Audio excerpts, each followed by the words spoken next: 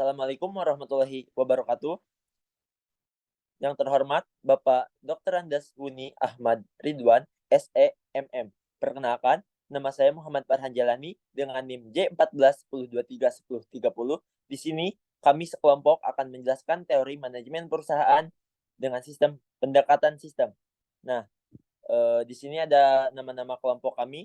Yang pertama yang menjelaskan tentang input ada Astin, menjelaskan tentang output ada Pidya, dan proses Jahra, lingkungan eksternal Sahwa, umpan balik Alkansa, kelebihan Altahran, dan juga kekurangan saya sendiri.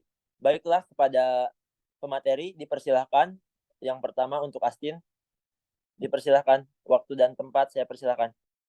Oke, terima kasih moderator. Pertama saya Astin Luciana dengan NIM J1410 231045 menjelaskan komponen sistem input. Nah, pertama itu ada analisis bahan baku yaitu dengan mengidentifikasi jenis buah, perolehan dari sumber yang diperoleh dari sumber terpercaya dan kriterianya harus berkualitas.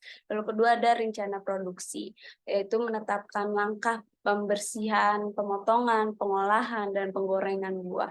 Ketiga ada infrastruktur dan peralatan, yaitu menilai peralatan yang dibutuhkan untuk efisiensi produksi. Lalu keempat ada tenaga kerja, yaitu menentukan jumlah dan jenis tenaga kerja dan memberikan pelatihan bila diperlukan. Kelima ada distribusi dan logistik, yaitu merencanakan distribusi efisien dan memastikan ketersediaan produk sampai tujuan.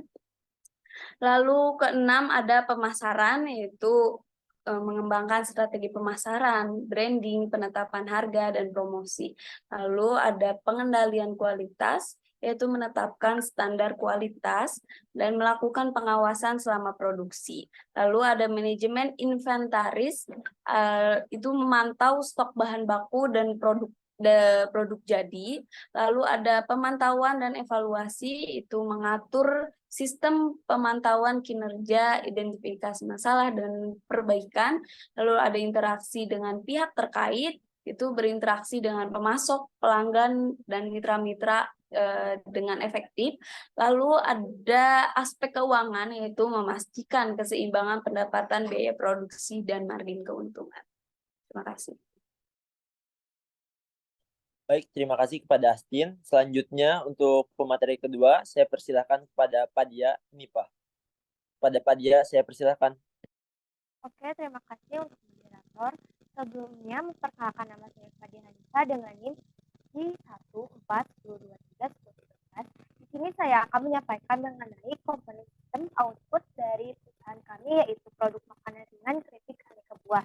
Keripik buah merupakan salah satu jenis produk pangan camilan, snack, atau makanan ringan yang diolah dengan proses penggorengan vakum sehingga menghasilkan keripik dengan karakteristik spesifik, yaitu masih memiliki aroma dan rasa seperti buah aslinya.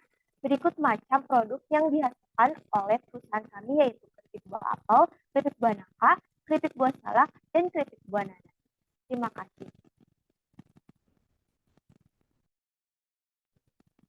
Baik, terima kasih kepada Padia. Selanjutnya untuk proses kepada Jahra, saya persilahkan.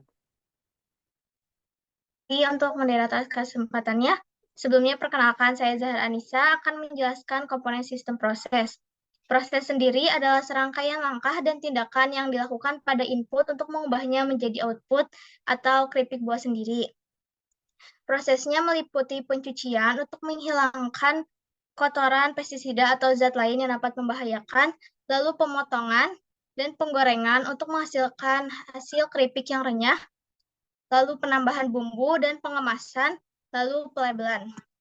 Terima kasih, saya kembalikan kembali ke moderator. Baik, selanjutnya untuk pemateri lingkungan eksternal kepada Salwa. Waktu dan tempat, saya persilahkan.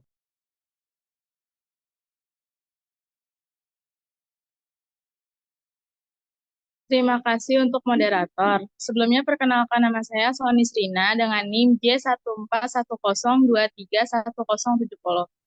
Di sini saya bakal menjelaskan tentang komponen sistem lingkungan eksternal. Yang pertama ada faktor politik, yaitu ada arah dan stabilitas pemerintah, undang-undang serta regulasi memiliki peran krusial dalam merumuskan strategi perusahaan.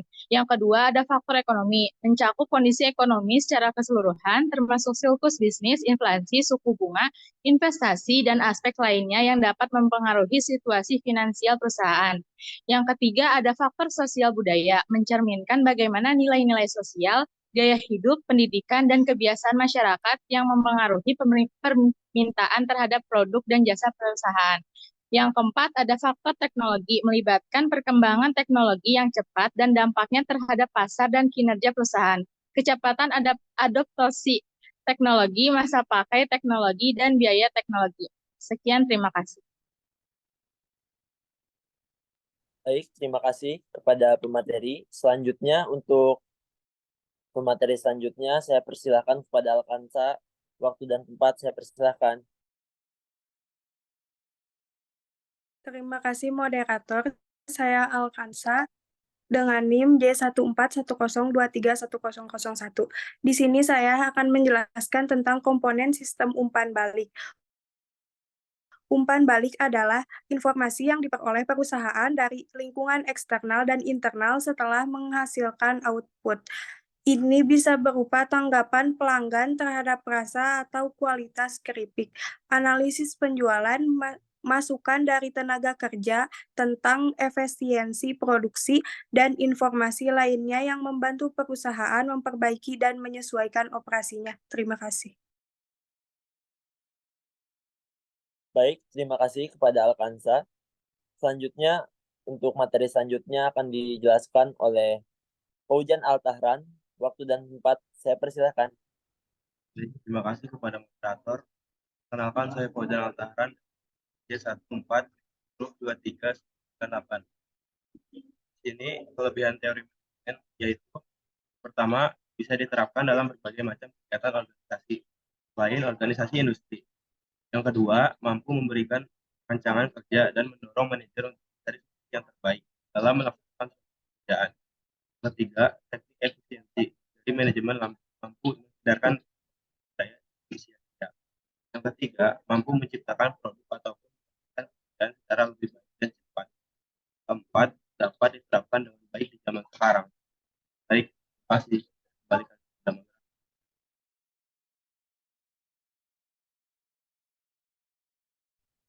Baik, terima kasih kepada Faujan Altahran.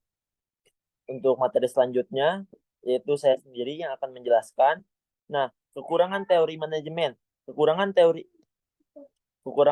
manajemen yaitu pemahaman sederhana. Nah, beberapa teori manajemen mungkin terlihat bersifat umum dan sederhana untuk mengatasi tantangan kompleks dalam lingkungan bisnis yang cepat berubah.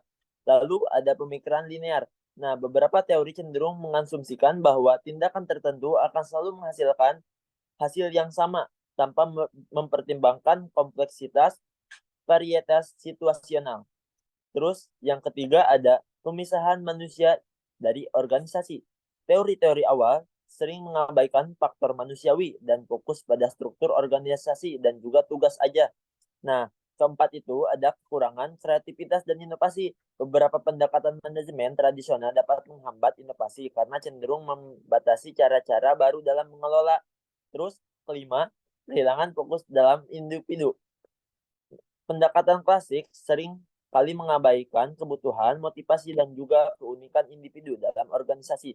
Terus keenam, ketidaksesuaian dengan era digital. Beberapa teori tidak dapat mengakomodasikan perubahan teknologi dan juga digitalisasi yang mendorong perubahan dalam cara bisnis dijalankan.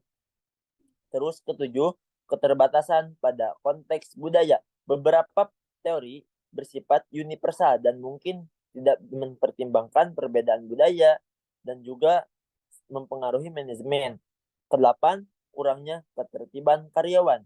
Teori-teori tradisional mungkin gagal mengakui pentingnya keterlibatan karyawan dalam mengambil keputusan dan juga manajemen. Kesembilan, yang terakhir, kurangnya prediksi akurat. Tidak semua teori manajemen selalu menghasilkan prediksi yang sangat akurat tentang perilaku organisasi ataupun hasil bisnis yang memang sudah ditentukan. Mungkin sekian yang dapat saya sampaikan. Jadi, simpulan dari materi ini yaitu Alasan memilih pendekatan sistem karena pendekatan ini melihat organisasi sebagai suatu sistem yang kompleks dengan berbagai komponen yang saling berinteraksi dan mempengaruhi. Dalam kasus perusahaan keripik buah, sistem ini akan mencakup elemen seperti produksi, pemasaran, distribusi, dan juga manajemen sumber daya. Terus, pendekatan ini dapat membantu perusahaan mengidentifikasi hubungan antara berbagai aspek bisnis dan memahami bagaimana perubahan di satu area dapat mempengaruhi keseluruhan operasi perusahaan ya teman-teman. Mungkin sekian yang dapat kami sampaikan. Atas kurangnya mohon maaf. Wabillahi taufiq wal hidayah. Wassalamualaikum warahmatullahi wabarakatuh.